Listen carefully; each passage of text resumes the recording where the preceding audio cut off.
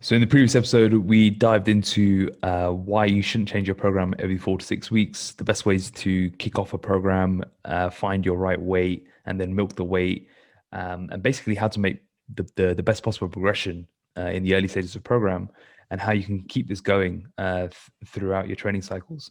One of the biggest myths is around program hopping, and the way to get around this is to persevere with the program you're on and to utilize small tweaks in your progression models in order to keep progress coming. So what we're going to do today is dive into a couple of progression models that work really well. Once you seem to hit that so-called plateau, whereby the gains that you're used to making in the early stages of the program aren't so common.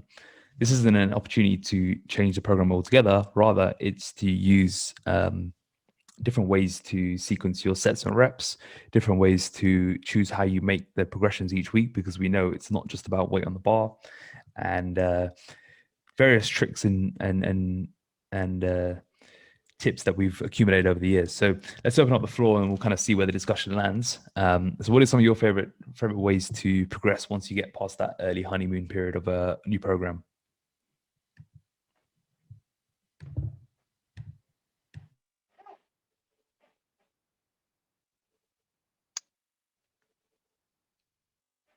Cool. So personally, I prefer for someone to stay on like a linear periodization model for as long as they can, which simply just means adding weight to the bar every single week for a certain amount of time. Once that, obviously we know that we can't continue doing that forever, but I will always get someone to try to max that out as much as they can initially.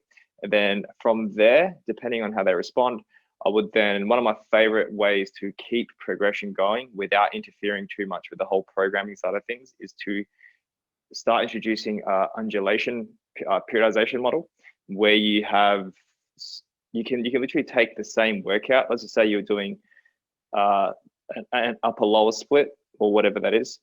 You can now take those same workouts and you can just make one of those days a lower rep day. So sort of working anywhere between the 6 to 8 rep range for most exercises on that heavier day. So you can do that for upper and lower. And then on the two other upper lower days, they can literally even be the same exercises. I've done that before, which has worked really well. But you've now increased the rep range between, say, 10 to 15 reps. So it's literally like 2 heavier days throughout the week, 2 lighter days throughout the week. So not only are you getting the benefits from all rep ranges, which we know that hypertrophy can happen throughout a whole range. You don't have to only work in low reps. You don't have to only work in the magical 8 to 12 rep range, which has been debunked quite thoroughly by now. And also the differences in going heavy one day, light one day, I think just seems to be really good for overall joint health and just staying away from injuries, not loading too heavy all the time. And people can actually make really, really good progress because they now have sort of, let's just say you got back squats as an example. So if you've got back squats on Monday, 6 to 8 reps, and then on Thursday or Friday, you got back squats at say 10 to 12 reps, you have now two squat days that you chase on like a track. So instead of just thinking, okay, I need to only progress in the 6 to 8 rep range for my squat to go up, now you also have, well, now I can start working on my higher rep squats. So you have 2 tracks that you follow, and you can literally do that for every exercise, and it makes programming really, really simple. And I think it's just a really good way to keep making progress for a long, long time. So that's one of my favorites. Yeah, I love the heavy light approach. I think it's the impact Mm. on the nervous system and the joint is so beneficial for those who pass that early beginner stage. I think it lights up that motivation to have those 2 days, because I think you can get quite burnt out if you only have one rep range to chase after a while. And Mm. just a caveat, that's only really applicable once you've really milked those newbie gains and you're kind of coming into Yeah. a more intermediate stage. But when you are, it can burn you out if you're just chasing that 6 to 8, and it creates unnecessary pressure because you probably won't make progress for too long and you probably end up just getting hurt. Whereas if you start undulating it, it can definitely light that fire up again. And I find that you just make general better strength gains, better hypertrophy gains, and overall physique just looks better when you're starting to chase those different rep ranges. Because as we know, progressive overload is applicable to all rep ranges. Like if you're improving your 20 RM, if you're improving your 15 RM, 8 RM, it doesn't matter what RM you're improving. The key is you're improving a specific area. And by undulating, you can attack all of those areas and keep some variety in your training. Yeah, and it also just allows greater frequency, which again allows for greater volume too, which is only a good thing, right? Over as you get better and better. So yeah, and as we know, all exercises are skills in themselves as well. So with that back squat example, if you're back squatting twice a week, even if it's in different rep ranges, you're going to get more technically proficient at back squatting, which is only going to have positive carryover into the loads you're using in all rep ranges. So by varying the rep range, you get the practice in twice a week while having those two different targets to hit across the two sessions. Typically on the lighter days, there's less of an ego element as well. I find that we can all say that the ego doesn't get in the way, but it does. Like when you're chasing the slightly lower rep ranges, there is that element of like I want to go a little bit heavier. Whereas when you've got one day which is lighter, it does allow you to really hone in on your technique and take away that need to want to go heavy all the time, which can be very tempting as you go through the years of training where you're like, oh, let me try my 4 RM, then 3 RM, then you just end up doing maxes every day. Whereas this kind of takes that cycle, that vicious cycle that you can end up falling into away from the table. Yeah, I still got carried away with the ego stuff though, because I do well with the lighter rep range. So that was my ego day. Yeah. Okay, so you're the other way around. Yeah. Because what ended up happening with what I do is like I really like working like 5 to 8 sort of rep range, and you start the cycle off picking a weight with 8, and then you end up just like you're adding loads slowly, and you end up just doing like 5 and 6s, and then you forget about doing the 8s. Which probably segues nicely into another sort of progression model you can use within undulating, is actually cycling within that rep range and recycling the weight. There's a lot of power in just recycling the weight down in order to come back up at the rep range. For example, if you do start a cycle where you're on, say, 6 to 8, you start the cycle doing 8s, 8s, 8s. As you get through the weeks, you're in 7s, then 6s. And if you try and add any more weight, really you're going to be dipping into 4s and 5s. And instead of going into that lower rep range, which may not be necessary at the time, what you can do is you can just recycle it. Take about 10 to 15% off or whatever you deem is necessary, and just work in the 8s again. But now, when you go back into 8s, try and beat your old ARM.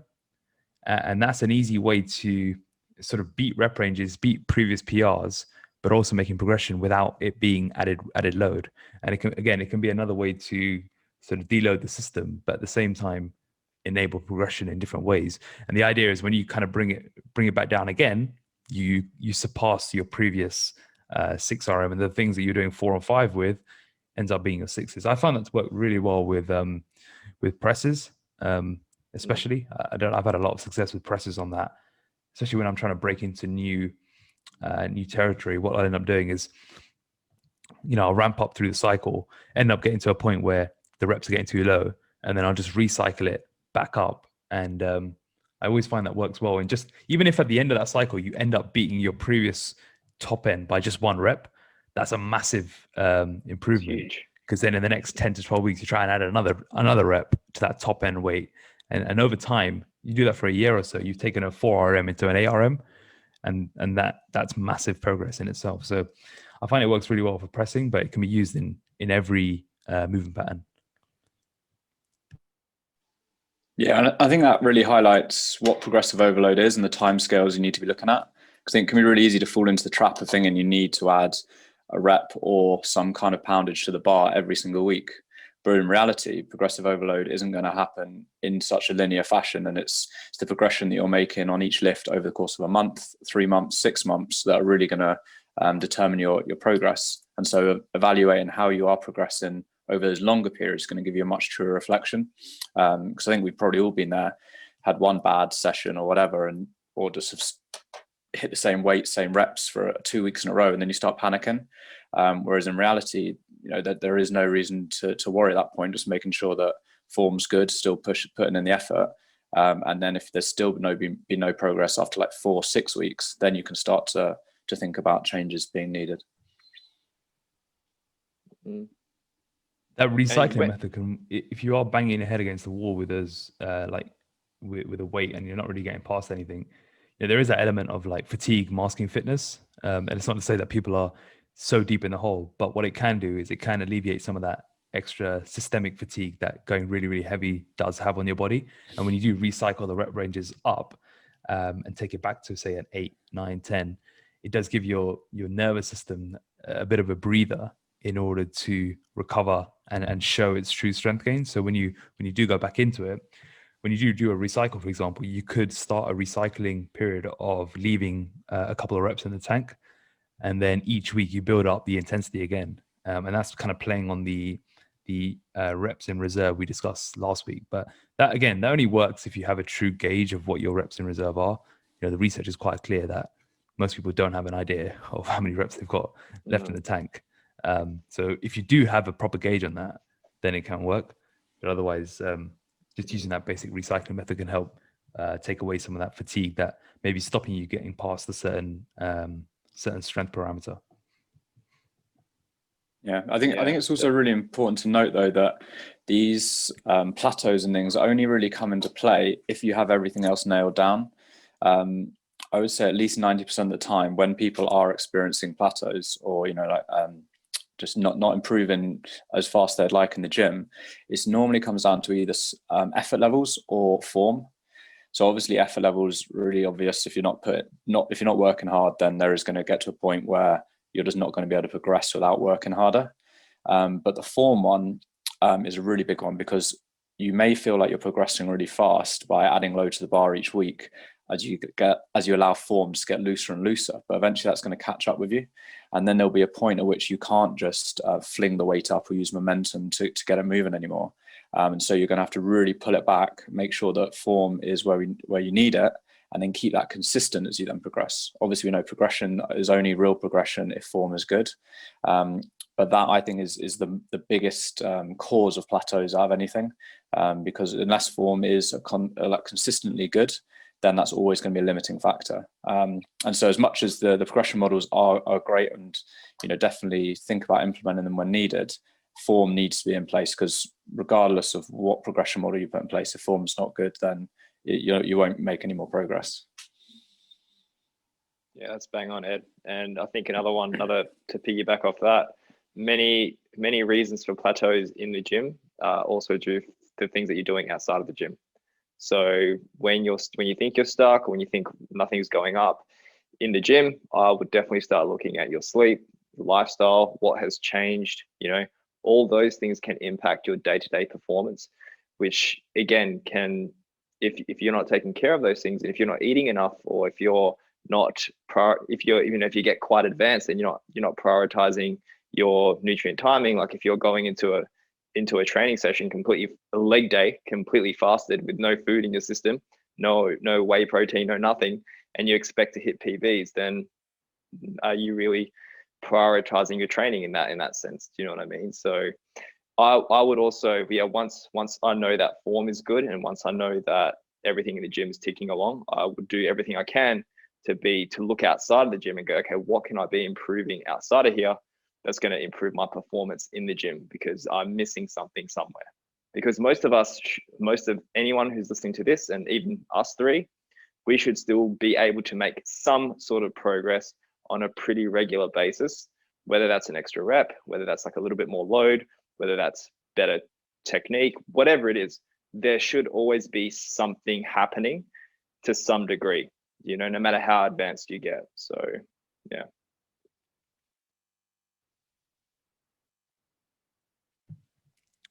I think with just on plateaus, if we're talking, let's say everything is going to plan, and we've got someone who wants to build strength, wants to gain muscle, and wants to actually drastically change their physique in a long-term investment phase, there is benefit to also increasing body weight to come through a plateau. And I think it's one of the big trade-offs that you have to accept if you do want to make drastic changes to your physique. And in order to do that, you have to make drastic improvements in your strength, is that there will be a time where everything could be dialed in everything could be working on all cylinders.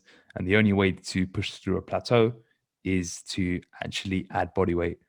And it's one of those things where you'd like to think you can keep getting relatively stronger. And yeah, of course you can, but it's relative strength is, in the context of keeping your body weight the same, will require you to not really gain much in the way of muscle mass. You end up just gaining a lot of neural strength and the ability to display a lot of strength, but your ability to actually gain new tissue will be limited because you have to be in the higher rep ranges. And in order to do that, you're going to have to gain body weight to break through these plateaus. And this is especially applicable to pressing, I found, and squatting variations for sure. Like if anyone who's lost body fat and dieted before, they'll know that pressing is one of the first movement pattern to take a hit in strength. So except knowing when you may just need to add body weight is an important thing. And I know what body weight I have certain body weight ranges where I know how strong I am at specific points. And I know, for example, the place I'm at now has a cap in my pressing strength and just overall strength. And yeah, I'm getting stronger within this, but I know at some point I'm going to have to move up a body weight range if I want to make that trade-off. And that just depends on what your goals are. If your goals are aggressive muscle growth, then that trade-off needs to be taken. If you're more happy with just very, very slow progress and just understanding how to stay in shape for life with exactly where you are now, then that's okay as well. You just need to accept that your strength gains may not be as frequent, and that requires an even more patient approach than you may already be taking.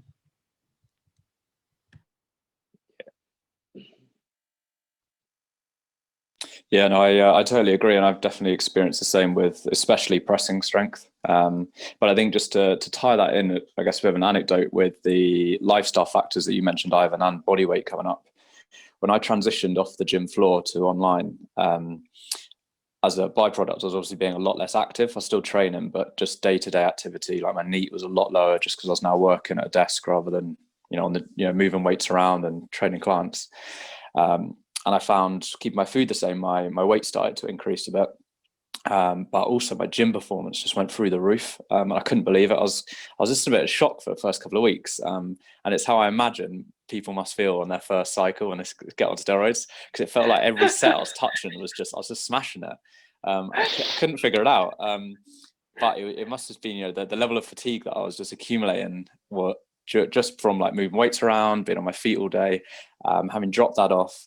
And then also probably having more control over the structure of my day. So sleep quality probably improved as well. And then factored that in also with then going into more of a surplus just because my expenditure was a bit lower, body weight was coming up. But gym performance, like I said, it just went through the roof and it was absolutely crazy.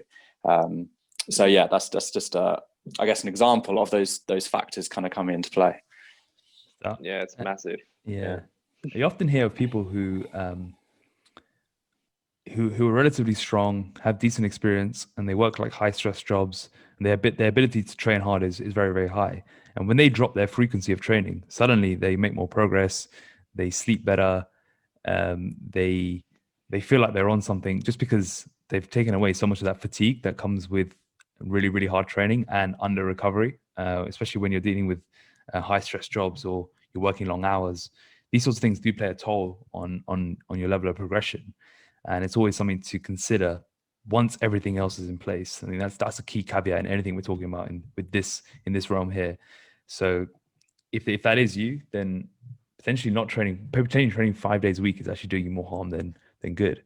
And you may be better off doing 3 days a week hard and a couple of other days just light cardio. That might be better off for your overall strength progression and longevity than going at it hard. And if you are someone who prefers more frequent training, like myself, for example, I just make the sessions shorter and spread the volume. You don't want to be doing, say, 5 days a week and training for an hour and a half at a time. You'll probably burn yourself out pretty quickly. But if you're more strategic with how you plan your training, then you can absolutely reap the rewards. And that comes down to the whole sort of volume, intensity, frequency pyramid or triangle, and how there's trade-offs between each one.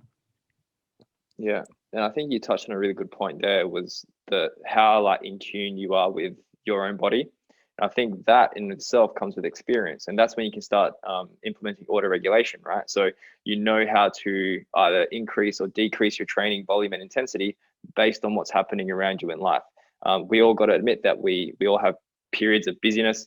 None of us live in like a Soviet training camp where we can just train all day and eat and do all those amazing things. We need to consider the fact that we live in the real world and life is going to get crazy at some points, and understanding how you can still modify things to keep yourself on track, I think is a very, very key skill for long-term progression. You know what I mean? I think a lot of people, when we speak about progression models or when we speak about just training days in general, many people think that, well, my program says I've got to train 4 days a week. So if I train 3 days, I'm failing. Or, you know what I mean? They just go by what the spreadsheet says, just blindly following it without actually understanding, okay, well, how can I structure this same 4 sessions across the week that is going to actually allow my recovery to be better? It's going to allow me to progress better. Because when you think about it, what you just did, that was a perfect example of you let's just say you took your week's worth of training that you may get done in 3 days. You've now spread that across 5 days, but you've just made each day shorter. And I think that's a fantastic approach because, number one, you're going to go into each day a lot more fresh, and you're going to be able to give a lot more to each exercise. So you've taken that same volume, or you've taken the same number of exercises, whatever it is, spaced it across the week. And I would say doing it that way, you're actually getting more out of it because you can give a lot more to each workout. So, but that's you understanding that, and that's you knowing your schedule, knowing your body, and knowing how to adjust accordingly, which I think is an amazing skill. The biggest, and it's a skill that everyone has everyone who's listening to this should be paying attention to.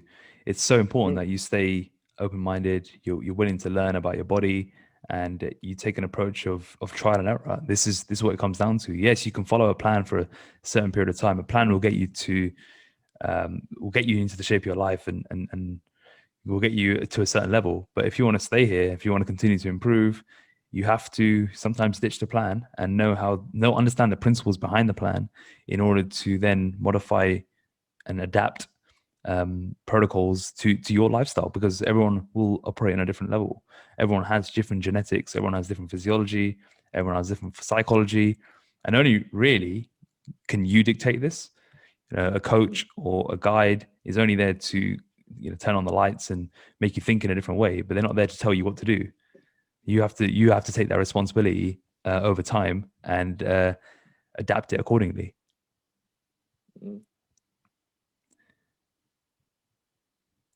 In fact, I was reading something yesterday around coaching, and this person was talking in the context of business, and he was saying how a lot of coaches now, they'll just tell people things based on experiences they've had in their past, whereas the reality is a coach should really just be there to show people what's possible or a different way, and facilitate someone to make a decision themselves to move forward accordingly, not just to blindly tell someone what to do.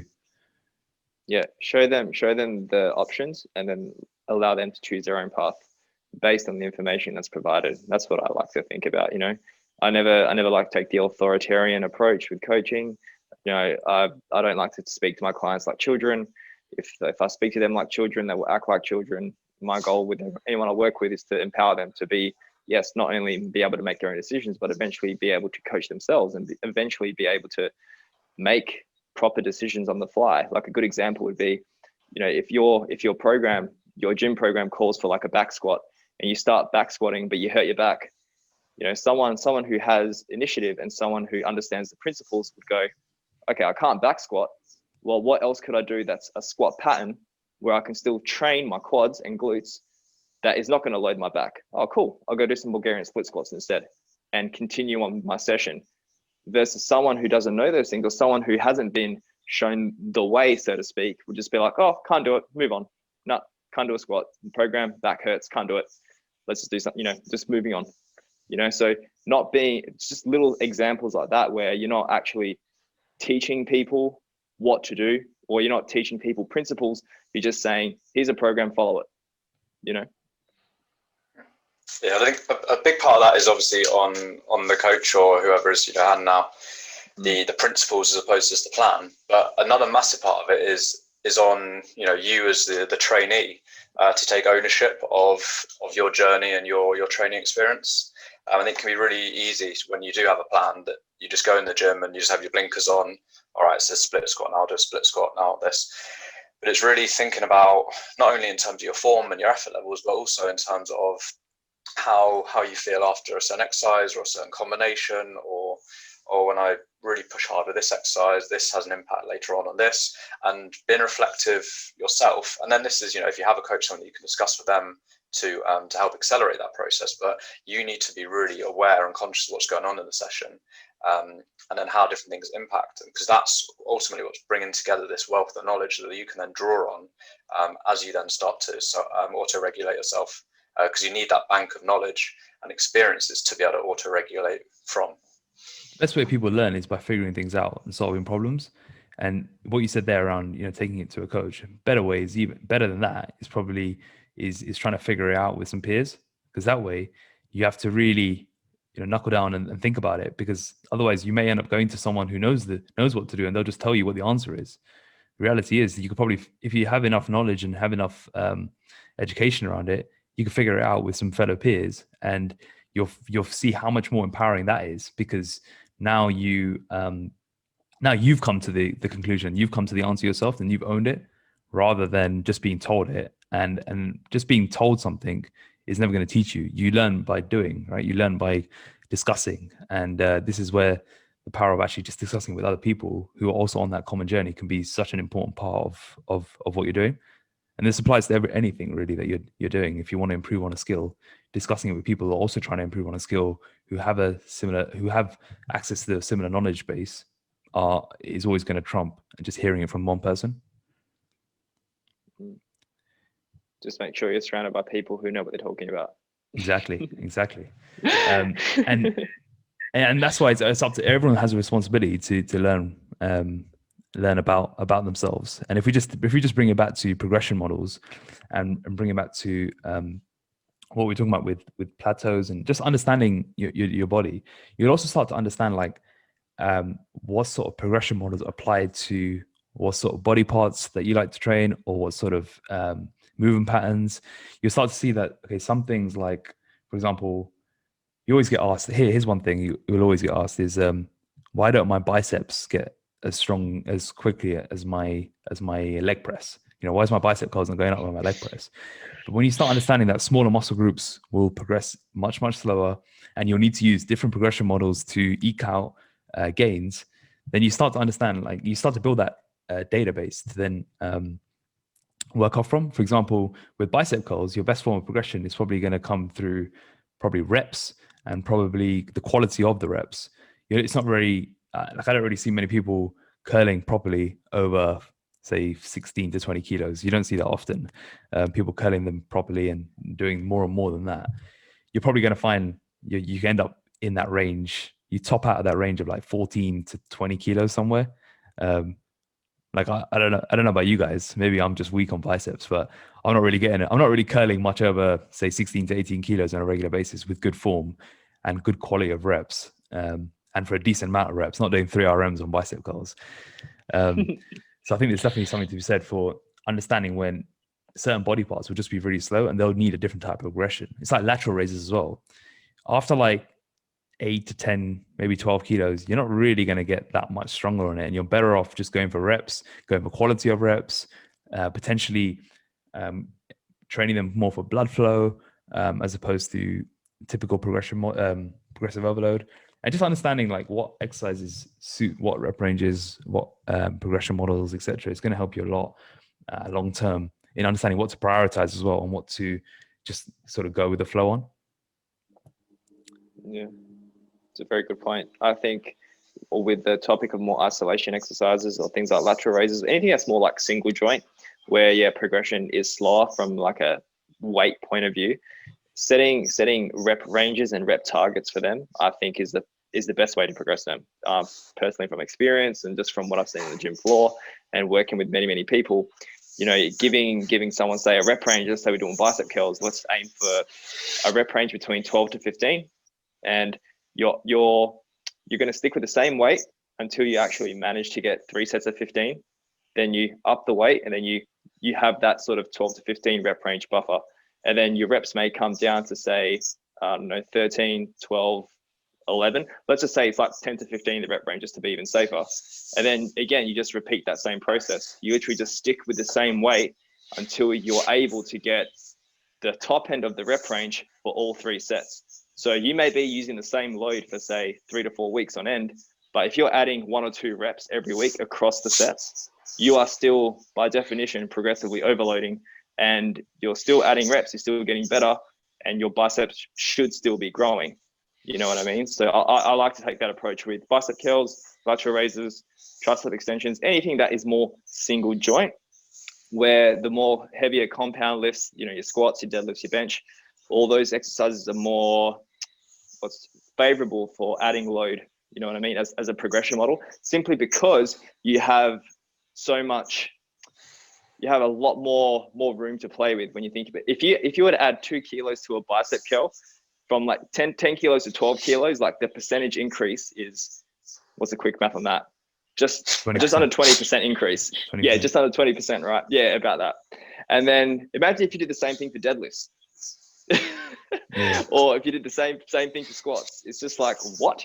No, when you're obviously adding load to big compound movements, you want to go by the smallest increment possible. And for most gyms, that's, you know, 1.25 kilos each side, so 2.5 kilos. If you can get micro plates, that's even better. But the point is, the percentage increase is crazy, which is why those isolation exercises don't lend themselves well to adding load every single week for progression. And also, you see like the biggest guys in the gym are using less weight on these isolation lifts than the smaller the wannabe big guys. The people that are trying, the people who end up happening is like when you start this, you only think about weight. So that's why you see like the people, especially it's mainly guys, right, who are like trying to curl the 20s, but they're using every body part there except for their biceps. And you'll find that, and we've all been there, right? And it's like the sort of full circle arrives where you end up just being good with doing like 15, 16 kilos, but doing it with really precise form, maximum muscle, mind-muscle connection, and really getting quality out of the reps. And I find that with things like delts, biceps, triceps, rear delts, they really do respond better to quality of movement, but really dialed in quality of movement and just maximizing the reps. It's like with face pulls. If you're doing a face pull, for example, you need to remember what that exercise is actually doing. It's you don't do face pulls to build massive shoulders. You do it to balance out all the pressing muscles and work on the small rear delt areas. And you're not going to do that by adding load each week and swinging half your body to pull that rope towards your forehead. You see that, right? That's what we see. And it's really weird. Like I get questions saying like, "Oh, why is my face pull not going up?" Or how do I start? It's not meant to. How do I really start progressing my face pull? It's like, well, I've been face pulling the same weight for the last 10 years. So you're not going to be adding loads of weight on this because that's not really the aim of it. So having that realization, because then what you do then is you go into your sessions knowing with a little bit more of a filter, and you understand, all right, I'm going to put more of my energy, mental energy, which is an important part of this as well, into the big ones, and I'm going to save the save less energy for the smaller ones, where my goal is more just quality, blood flow, mind muscle connection. You're basically training for a pump on these smaller lifts, and with the bigger lifts you're really going for that progressive overload. And if you differentiate like that, you'll not only make more progress, but you'll save your joints, because your joints don't like going really, really heavy on these isolation lifts. You know, we've been through that phase where we're trying to do skull crushers with as much weight as possible. All that ends up happening after 3 weeks is your elbows are just shot, because very few people can actually get away with doing really heavy skull crushers. And when I see it, it's like, you know, their elbows are built for that. But most people just need to do higher reps on that and go lighter.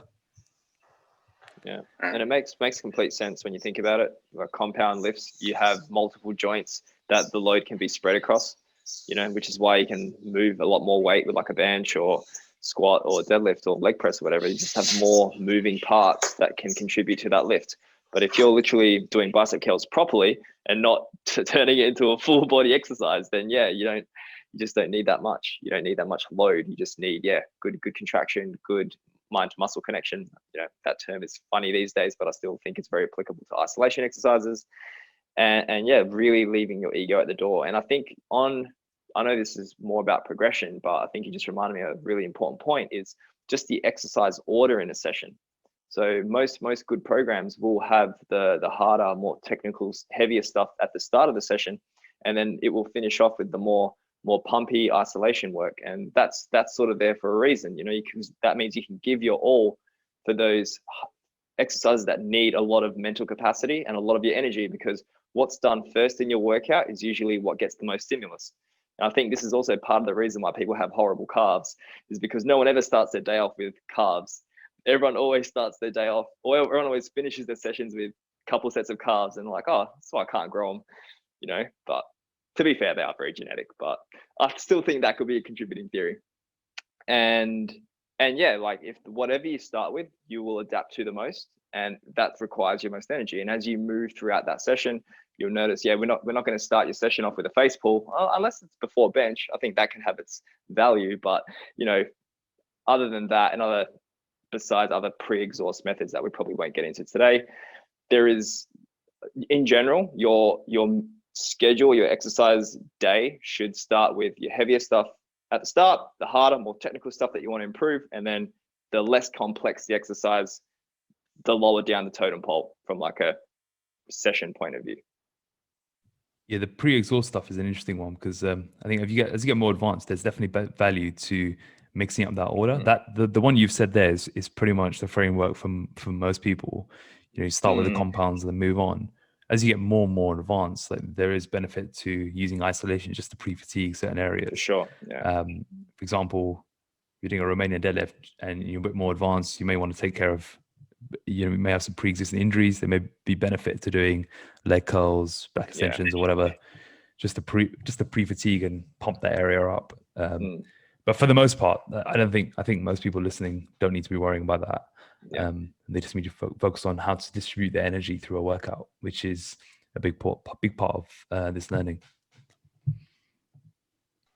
Yeah, I think another point is just understanding that although with those accessory movements and the stuff that's coming later on in the session, you may not be looking to progress them in the same ways, but it doesn't mean that you can't still progress them at all. Like the things we've talked about in terms of just adding those reps or just refining form to improve mind-muscle connection, these are all still forms of progression. It's just not going to come in the shape of increased load as frequently.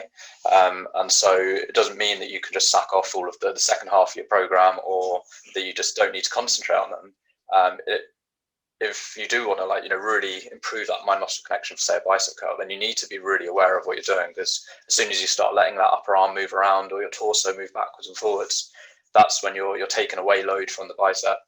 And with these smaller movements, if you kind of just bounce or do anything just to skip to give you half an inch with a smaller movement, that half an inch is going to be a bigger proportion of the whole movement than say a squat. And so I think that the key message that you need to get across to the listener is that progression needs to happen across all of your movements, but just the way that progression is implemented is going to change. And for some exercises, like the bigger movements, will be more suited for load. Some of the smaller ones, it's going to be more around that rep quality and really refining your form. Yeah, and something on the smaller lifts that might go on, Ivan. I was going to say, yeah, that's a good point. And effort level should still be there, whether it doesn't matter where you are in the workout. It's just the complexity of those isolation exercises aren't going to be as technical, but your effort should still be 100%. Your effort level should still be the same as it would be for every other exercise, hands down. Yeah, probably not mentally won't be as draining, because you won't have as much psych to do. You won't have much things to concentrate on because there's less things going on. Just on the topic of small exercises, the example you gave earlier around going from 10 kilos to 12 kilos being a 20% increase. It's always a difficulty to make that jump, and this applies to anyone actually. If you're pressing, say, only the 10 kilo dumbbells or 12 kilo dumbbells, and you need to make a jump to the next one, and the next one's only 2 to 2.5 kilos away, understanding that it's a big jump is a big part of it. But knowing how to bridge the gap is also part of it, because you don't want to just stay on those 10s all the time. You're gonna have to at some point make the leap. What you can do here is, this is where you can start implementing things like reverse pyramiding, or just doing one set with the bigger weight and accepting that it's going to be a big drop off in your reps. For example, if you're doing 10 to 12 reps on the 10s and you need to make the jump to 12, because you've done weeks and weeks of like, you're doing 11, 12, 13 reps on the 10s. When you go to the 12s, you may struggle to get like 6. And that's okay. Like it's okay to just have to drop right off, and it's okay that it falls outside of your rep range, because the only way you're going to make the jump to the next rep range is to start somewhere, and that somewhere may be 5-6 reps, and then you just got to build it up from there. And what I like to do is introduce the new weight on the first set, start slowly building that up, and that may take a while because your body's like literally being shocked into 20% extra load, and then keep the back off sets back where they used to be, and try and make improvements there, and then just slowly make the transition. And this may take a while, especially if for example you're pressing like the 12, 14, 16s, that making the jump to the next one is going to be difficult, but you have to just do it in a slow manner, and then it will come. The body will catch up, but you've just got to coax it. But it does require that initial jump, and you'll find that your biggest limiting factors are often getting the weight into position in that first rep, and all these sorts of things. So if you can kind of if you can make that jump, then, and know that you don't have to make the jump across all sets, you can take this reverse pyramiding approach where the first set is the heaviest, and then you back off after that. That can allow the transition to occur. And it's a big tool to use across all weights, to be fair. Like, it's a really good way to break into a new weight bracket, but especially so when you're dealing with such large percentage increases, because whilst we love to have gyms which go from 10 to 10.5 to 11 to 11.5, it's just not the reality for many places at all, right? So that's what we're gonna have to do in the real world. Yep, very good point. Do you guys use much reverse pyramiding across the board, or those sorts of approaches? For myself, I personally normally would do like what I'd call like a load set and then a back off set. So the first set might be, say, 5 to 7 reps, so it'll be fairly heavy. And then I'll back off with my second set, so I'll reduce the load and then go for, say, 8 to 10 reps. So that second set will be considerably lighter. One, because fatigue is going to be heavy. Fatigue will have increased following that first set, but also just because the rep range is higher.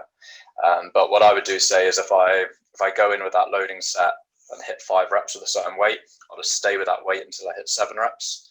And then once I've hit that 7th rep, I know the next session, if I make a small increase, then I'll at least be able to hit 5 reps normally.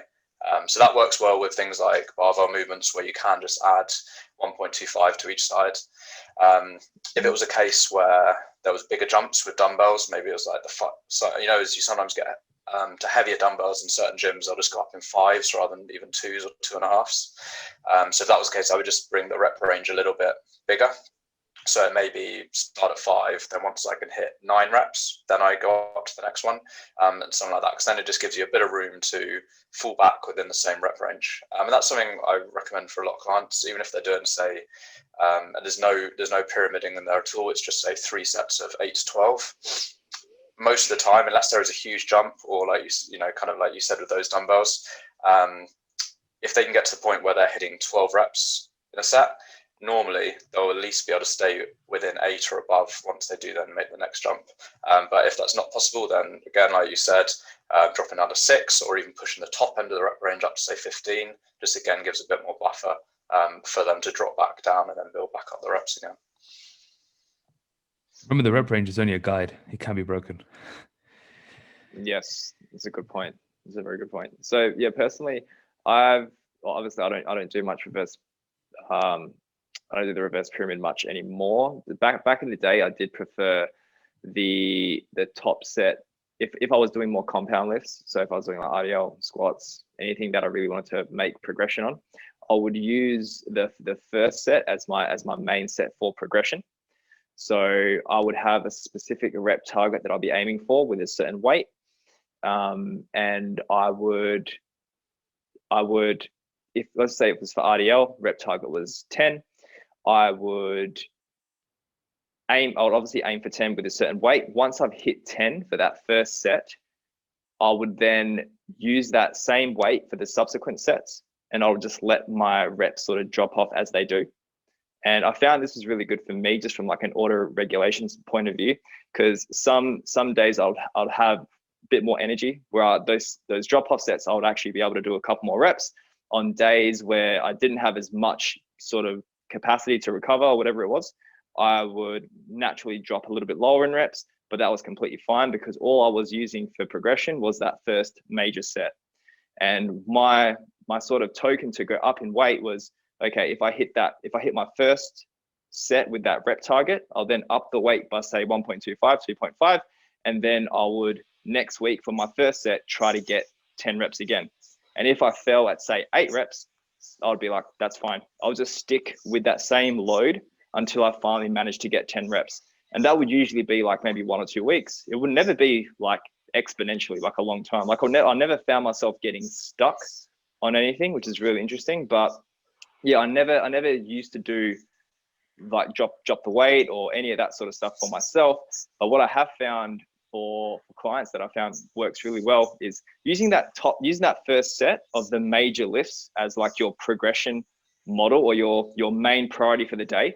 And then you hit that first set, and then whatever happens, you can either drop the weight for the subsequent sets and just make sure you stay within that rep range, like Eds has said before. So if it was like 8 to 10, you hit your first set at 10, fantastic. That was your PB. You can now drop the weight so you can still stay in that 8 to 10 rep range for your subsequent sets. And then the next week, they would add load to that first set and again, use that as their progression, So many ways to go about it, but it all eventually achieves the same thing, I've actually been using something really similar to what you just said for training at home during lockdown, because like the equipment I have at home, I'm not able to for a lot of exercises, go into those lower rep ranges, so like 5 to 7 and stuff. So I've actually been doing something really similar in terms of I've been using like a 10 to 15ish rep range for that first set. So going to failure there, falling within that, and then just taking a rest and then keeping load the same and just letting reps drop. And I've been doing 3 sets, so it's like that one main set that I'm really trying to progress. Over time, once I hit 15 with it, then finding another way to add some kind of progression, whether it's add a pause to it, or if I can add another band or whatever I've got at home, and then just seeing those subsequent sets, the reps just drop off across the board there. I think it works quite well if the reps are in that 10 plus kind of range, because I know if I hit like say 12 to 15 the first set, the second set I'll probably be in around 8ish, third set might be around 6ish, something like that. Whereas obviously if you go in at like an 8 RM, they're then going to get very low reps. But no, it's been working really well in terms of training at home with limited equipment, where just like doing an all-out set of 5 just isn't an option. Yeah, no, that's brilliant. And yeah, it's just what matters is that effort level, right? And when I remember back in the day, like what would happen, as I said, it was a good gauge of where your recovery is at as well. Like my work capacity could vary from day to day, even week to week. So, because usually, as I said, I'm very good with the high repetition. So I could go like a set of 12, and then my drop off could be like 10 and then 8 for that same load, which is decent. You know what I mean? But then some days it'd be like, cool, hit 12, then 6, and then like 3. It's just like, oh, okay, cooked it a bit too much today. But then it's like, okay, that was a bit dumb today, but still got a PB. and over time though, because again, you can't just look at a session individually. Over time, you look at the broad scope of things. You're going to have some days that are a little bit like that. You're going to have some days a little bit better, worse. But over the grand scheme of things, you're still making progress. The trend is still improvement. So that's the way I used to look at it. And it made training really, really simple, to be fair. And when you take this progressive mindset, it impacts everything else you do in your life, because progressive overload is the best metaphor. And if you're really chasing progression in the gym, you have to, by default, eat better, sleep better, hydrate better, be more active day to day to an extent. So it really does tie everything in. You can't turn up to the gym and hit PBs if you've been out till 3 a.m. drinking and eating crap. So it really is the best way to filter your behaviors and rules around your life. So take a progressive approach in your gym, and you'll be surprised what it does to the rest of your life. No, I totally agree. And I think it's a great way to look at it if you are just hit your checkpoint or just coming past that. Because I think once you've been in the fat loss phase, it can be really, obviously training needs to be a key focus, but the focus on the scale and seeing that progress, seeing your vision, your pictures change, the visual changes can be a big focus when you are kind of changing so frequently. Once you hit your checkpoint, or you start then moving in towards like consolidating it and more of a lifestyle phase, shift more into building muscle, it can be hard to then get away from how you're looking, your weight on the scale each day. And I know from experience, like, it can be a hard kind of focus and mindset to shift. But shifting your focus then on to training performance and really putting that as your main priority can work wonders here, because as the more you care about your training, the more important it is for you that you are progressing. That then seeps into all the other areas of your life, like you just said, Akash. Like, you know, you're suddenly not going to have the cravings or want to go off plan with your food, whatever your nutrition strategy is, because you want to eat to fuel your session that's coming up. You want to get that sleep in, and instead of feeling restricted, you then start to value all of these things, and you're keen to get to bed early and drink all your water, because you know the benefits they're going to have on something that you really care about.